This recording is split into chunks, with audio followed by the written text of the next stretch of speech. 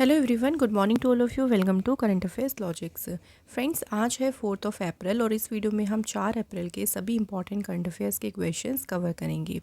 So daily सी के साथ साथ हम देखेंगे कुछ स्टैटिक के भी इंपॉर्टेंट क्वेश्चंस। तो आने वाले जो भी कॉम्पिटिटिव एग्जाम्स है सभी में ये वीडियो आपको काफ़ी ज़्यादा हेल्प करेगी। इस वीडियो का जो PDF है वो आप लोगों को मिल जाएगा हमारे टेलीग्राम चैनल से, जिसका नाम है करंट अफेयर्स लॉजिक्स। लिंक आपको डिस्क्रिप्शन बॉक्स में दिया है, या फिर आप डायरेक्टली जो बार कोड है इसे स्कैन करके भी ग्रुप पर जुड़ सकती हैं। सो आइए आज का सेशन जो है इसे स्टार्ट कर दें मोटिवेशन कोट से। मनोबल हो तो अद्वितीय पर्वत भी झुक जाता है। इट मीन्स अगर आपके अपने किसी भी देखिए अपने जो भी आपने लाइफ के लिए टारगेट सेट किया है, अगर आप उसके लिए जुट गए एक तरीके से, आपने दृढ़ निश्चय कर लिया ना, तो उस टारगेट को अचीव करने से आपको कोई नहीं रोक सकता है। आप उसे 100% जो है वो अचीव कर लेंगे। सो आइए बात कर लेते हैं पहले क्वेश्चन से। क्वेश्चन है देखो, prime minister Modi ji has visited which country to attend the 6th BIMSTEC summit 2025। तो अभी प्राइम मिनिस्टर मोदी जी जो हैं छठे बिम्स्टेक शिखर सम्मेलन 2025 में भाग लेने के लिए किस देश की यात्रा पर गए हैं। सो प्राइम मिनिस्टर जो है अभी रिसेंटली विजिट पर गए हैं थाईलैंड कंट्री, क्योंकि थाईलैंड कंट्री में 6th बिम्स्टेक समिट होगा जिसमें अटेंड करेंगे, जिसको प्राइम मिनिस्टर नरेंद्र मोदी जी। ये जो है प्राइम मिनिस्टर का तीसरा विजिट है थाईलैंड में। इससे पहले 2016 और 2019 में भी जो है प्राइम मिनिस्टर जो है थाईलैंड की यात्रा पर गए थे। बैंकॉक में जो प्राइम मिनिस्टर हैं देखिए, ये अपने थाई काउंटर पार्ट जो कि होंगे पेतोंगतान शिनावात्रा, उनके साथ में बायलेटरल टॉक करेंगे। इट मीन्स कि वो उनके साथ में क्या करेंगे, द्विपक्षीय वार्ता करेंगी। सो यहाँ बिम्स्टेक के बारे में थोड़ा सा कुछ इंपॉर्टेंट पॉइंट देखते हैं। फर्स्टली इसका जो फुल नेम है वो है bay of Bengal initiative for multi sectoral technical and economic cooperation. BIMSTEC जो है देखो, इसकी इस्टेब्लिशमेंट हुई थी 6 जून 1997 में। हेडक्वार्टर इसका ढाका में है। 7 इसके मेंबर्स है, जिसमें से है बांग्लादेश, भूटान, इंडिया, म्यांमार, नेपाल, श्रीलंका और थाईलैंड। अभी करंट में जो बिम्स्टेक की चेयरमैनशिप है ना, वो थाईलैंड कंट्री के पास है। नेक्स्ट क्वेश्चन है, in which city the army commanders conference 2025 taking place.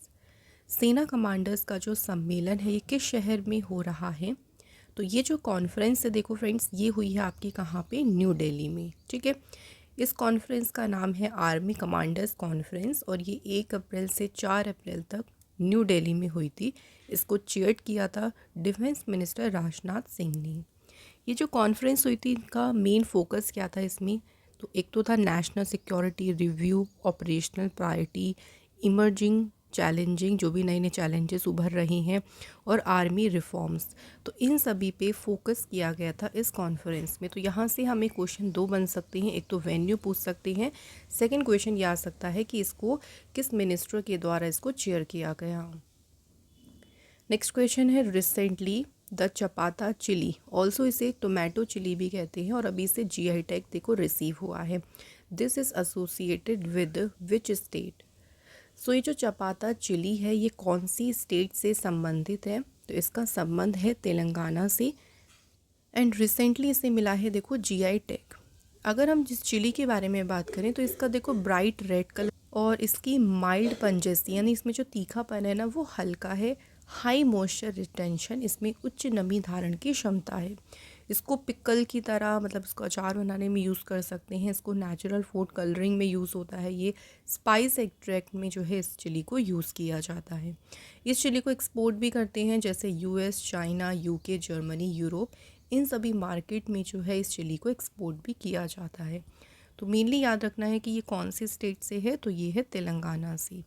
अब इससे GI टैग मिल गया तो इससे क्या होगा, फ़ायदा इससे फार्मर्स को होगा। जो 20,000 के अराउंड जो फार्मर्स इसको ग्रो करते हैं देखिए, और ये होता है तेलंगाना के वारंगल रीजन में। तो फार्मर्स की क्या होगी, इनकम भी इंक्रीज़ होगी। जो मार्केट डिमांड है इस यूनिक चिली की, वो भी जो है मार्केट डिमांड भी इससे बढ़ेगी। नेक्स्ट क्वेश्चन है देखिए, Kumbakonam betel leaf and Thovalai flower garland belong to which state which has been granted GI tag. अभी देखो हाल ही में जो है यहाँ पे बात करें, कुंभकोणम पान का पत्ता और जो थोवलाई फूल माला है, इन्हें भी अभी जीआई टैग मिला है और ये किस राज्य से संबंधित है?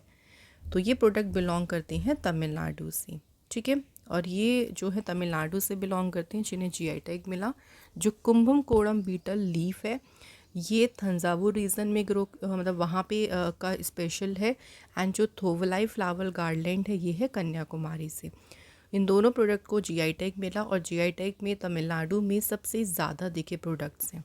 तो इनको मिला के अब तमिलनाडु में जो टोटल जीआई प्रोडक्ट्स हो गए हैं वो हो गए हैं 62। तमिलनाडु स्टेट की बात करें तो इसकी इस्टेब्लिशमेंट हुई 1 नवंबर 1956। कैपिटल चेन्नई। सीएम है एमके स्टालिन। गवर्नर है आर.एन. रवि। यहाँ पे राज्यसभा की सीट्स 18 है, लोकसभा की हैं 39, असेंबली सीट्स हैं 234। यहाँ के नेशनल पार्क्स में है Mudumalai, Mukurthi, Indira Gandhi, Guindy and gulf of Mannar marine national park, ठीक है। ये सारे कहाँ पे हैं? तमिलनाडु में। नेक्स्ट क्वेश्चन है which state assembly has urged the central government to reconsider the Katchatheevu island agreement and take it back from Sri Lanka. तो किस राज्य की विधानसभा ने केंद्र सरकार से देखो जो कच्चा तीवू द्वीप समझौता है उस पर पुनर्विचार करने और इसे श्रीलंका से वापस लेने का आग्रह किया है। तो ये अभी जो एक तरीके से आग्रह किया है ये तमिलनाडु सरकार ने किया है सेंट्रल गवर्नमेंट से, क्योंकि जो कच्चा तीवू आइलैंड है इसके बीच में डिस्प्यूट है। देखो तमिलनाडु श्रीलंका के बीच में इस आइलैंड को लेके डिस्प्यूट है काफ़ी। तो इसको वापस लेने का जो है एक तरीके से इसको रिकन्सिडर करने के बारे में तमिलनाडु सरकार ने जो है सेंट्रल गवर्नमेंट को अर्ज किया है। इस आइलैंड की अगर लोकेशन देखें तो यहाँ देख सकते हैं श्रीलंका और ये है तमिलनाडु। यहीं पे देखो पार्क स्ट्रेट भी है जो कई बार क्वेश्चन आ जाता है कि ये श्रीलंका और तमिलनाडु, श्रीलंका और इंडिया के बीच में है। सो यहाँ पे आप देख सकते हैं यही जो आइलैंड है ये है कच्चा तीवू आइलैंड। ये लोकेटेड है बिटवीन नेदुनतीवू श्रीलंका एंड रामेश्वरम, जो कि रामेश्वरम यहाँ पॉइंट देख सकते हैं इंडिया में है। ये आइलैंड फॉर्म कैसे हुआ था? तो 14th सेंचुरी में वॉल्केनिक इरप्शन हुआ था, ज्वालामुखी एक स्फोट हुआ था जिसकी वजह से ये जो आइलैंड है ये फॉर्म हुआ था। तो तब से क्या है ना कि श्रीलंका भी इस पे अपना अधिकार जमाता है लेकिन इंडिया भी इस पे अपना अधिकार रखता है। तो डिस्प्यूट है इस आइलैंड के लिए इंडिया और श्रीलंका के बीच। नेक्स्ट क्वेश्चन है where will the countries first cooperative university be set up. देश का जो पहला सहकारी विश्वविद्यालय है ये कहाँ स्थापित किया जाएगा? आनंद, गुजरात, ठीक है। सो पार्लियामेंट ने अभी देखिए त्रिभुवन सहकारी यूनिवर्सिटी बिल 2025 को पास किया है। इस बिल को पास करने का मेन उद्देश्य क्या है कि कंट्री की जो पहली कोऑपरेटिव यूनिवर्सिटी है उसे गुजरात में जो आनंद है वहाँ पे स्थापित करना। इस यूनिवर्सिटी को डिज़ाइन किया गया to enhance education, research and training in the cooperative sector nationwide. तो देश भर में जो सहकारी शिक्षा है उसमें सहकारी जो क्षेत्र है उसमें शिक्षा, अनुसंधान और प्रशिक्षण को बढ़ावा देना ही इसका उद्देश्य है। इस यूनिवर्सिटी का जो नाम है ना वो त्रिभुवन दास किशी भाई पटेल के नाम पर रखा गया है, जो कि इंडिया में देखिए जो कोऑपरेटिव मूवमेंट हुए थे, सहकारी आंदोलन हुए थे उसमें अग्रदूत रहे थे और अमूल के फाउंडर भी थे ये। तो इन्हीं के नाम पर इस यूनिवर्सिटी का नाम रखा गया है। अगला क्वेश्चन देखिए which state of India has the maximum number of solar power plants install as its railway stations by February 2025। फरवरी 2025 तक भारत के किस राज्य के रेलवे स्टेशंस पर सबसे अधिक सौर ऊर्जा संयंत्र स्थापित किए गए हैं? तो इस मामले में राजस्थान जो है वो सबसे आगे रहा है। ये जो इन्फॉर्मेशन है ये यूनियन रेलवे मिनिस्टर अश्विनी वैष्णव ने लोकसभा में दी। इंडियन रेलवे ने 2025-26 तक 100% इलेक्ट्रिफिकेशन यानी विद्युतीकरण का भी जो है वो लक्ष्य रखा है। तो यहाँ पे देखिए रेलवे स्टेशंस पे अगर हम बात करें सोलर प्लांट्स में तो राजस्थान, महाराष्ट्र में इक्वली है, लेकिन राजस्थान में नंबर 1 पे याद रखिएगा Rajasthan. Next question and very very important question, who is Poonam Gupta replacing as deputy governor of RBI? तो देखिए पूनम गुप्ता आरबीआई के डिप्टी गवर्नर के रूप में किसकी जगह लेंगी। सो पूनम गुप्ता को अगर बात करें, अभी रिसेंटली अपॉइंट किया है आरबीआई का डिप्टी गवर्नर। अब आरबीआई में देखो 4 डिप्टी गवर्नर्स होती हैं, किसकी जगह पर ये आई हैं, तो इन्होंने रिप्लेस किया है किसे, माइकल पात्रा। ठीक है, माइकल पात्रा को रिप्लेस किया है इन्होंने एज अ डिप्टी गवर्नर के रूप में। तो इनका नाम है पूनम गुप्ता एंड इन्हें अपॉइंट किया है अभी वो डिप्टी गवर्नर ऑफ आरबीआई। ये जो हैं इस 3 साल के लिए इस पोजीशन को होल्ड करेंगी। आरबीआई की अगर हम बात करते हैं, सो आरबीआई फाउंड हुआ था 1 अप्रैल 1935 को। आरबीआई का नेशनलाइजेशन हुआ 1 जनवरी 1949। हेडक्वार्टर है मुंबई में। संजय मल्होत्रा करंट में गवर्नर हैं। अब 4 देखो डिप्टी गवर्नर्स होते हैं, जिसमें हैं टी रविशंकर, स्वामीनाथन जानकी रमन, अब पूनम गुप्ता का नाम हमें याद रखना है, एंड एम राजेश्वर राव। ठीक है, तो ये करंट में अभी 4 आरबीआई के हैं deputy governors. Next question, who has become the chairman of pension fund regulatory and development authority. Short में इसको कहते हैं PFRDA। पेंशन फंड विनियामक और विकास प्राधिकरण के अध्यक्ष कौन बने हैं। आंसर है यहाँ पे शिव सुब्रमण्यम रमन। ठीक है, ये अपॉइंट हुए हैं एज अ चेयरमैन। यहाँ पे अगर बाकी ऑप्शंस के बारे में बात करें, सलीला पांडे, ये जो है अभी रिसेंटली देखो SBI कार्ड की बनी है MD और CEO। ठीक है, इसके अलावा बात करें चल्ला श्रीनिवासुलु शेट्टी की, SBI के चीफ हैं, लेकिन करंट में ये इंडियन बैंक एसोसिएशन के चेयरमैन भी बने। सुनील कक्कड़ की बात करें तो ये अभी रिसेंटली मारुति सुजुकी के होल टाइम डायरेक्टर अपॉइंट हुए हैं। यहाँ पे बात कर लेते हैं PFRDA के बारे में। देखियो तो इसमें जो चेयरमैन होते हैं उनकी रिटायरमेंट एज जो होती है वो 65 ईयर्स होती है। इसकी इस्टेब्लिशमेंट 2003 में हुई और हेडक्वार्टर जो है इसका है न्यू दिल्ली में। अगला क्वेश्चन है, who has been awarded the Uttar Pradesh Anmol Ratna award. तो अभी हाल ही में उत्तर प्रदेश अनमोल रत्न पुरस्कार से देखो सम्मानित किसे किया गया, निखिल सिंघल को जो है इस अवार्ड से सम्मानित किया गया है। निखिल सिंघल जो है ये फाउंडर हैं विगोर मीडिया वर्ल्ड वाइड के एंड प्रेसिडेंट हैं नोएडा हाई राइज फेडरेशन के। ये अवार्ड उन्हें किसने प्रेजेंट किया, अखिलेश यादव ने, जो कि उत्तर प्रदेश के फॉर्मर चीफ मिनिस्टर हैं। अब यहाँ पे देखो और भी ऑप्शंस हैं जिनके बारे में हमें याद रखना है। जैसे बात करें मायना स्वामी जो है इन्हें हाल ही में रिसीव हुआ है prestigious Ugadi award. मसाकी काशीवारा, very important, ये जापानीज़ मैथमेटिशियन है जिन्हें 2025 का एबल प्राइज़ मिला है। एंड राम सुतार की बात करते हैं तो रिसेंटली इनको महाराष्ट्र भूषण अवार्ड से इनको ऑनर किया गया है। तो ये बाकी अपॉइंटमेंट्स भी रिसेंट वाले हैं और ये इम्पॉर्टेंट भी हैं। ये हमारे हो गए आज के सभी करंट अफेयर्स के क्वेश्चंस कंप्लीट। अब इसके बाद हम डिस्कस करते हैं कुछ स्टैटिक क्वेश्चंस। क्वेश्चन में पहला है, जांस्कर, नुब्रा, श्योक एंड हुंसा ये ट्रिब्यूटरी किसकी हैं, यानी सहायक नदियां हैं ये इंडस की यानी सिंधु की। माल्टा इज़ लोकेटेड इन विच सी, तो ये है मेडिटेरियन सी में located. Who initiated market policy in India, India में मार्केट पॉलिसी की शुरुआत की थी अलाउद्दीन खिलजी ने। वास्को डी गामा किस शिप से आया था, Sao Gabriel. Where is tomb of Sher Shah Suri located, Sher Shah Suri का जो मकबरा है टॉम्ब है ये बिहार स्टेट में सासाराम टाउन में लोकेटेड है। प्रोटीन फैक्ट्री ऑफ सेल किसे कहते हैं, राइबोसोम।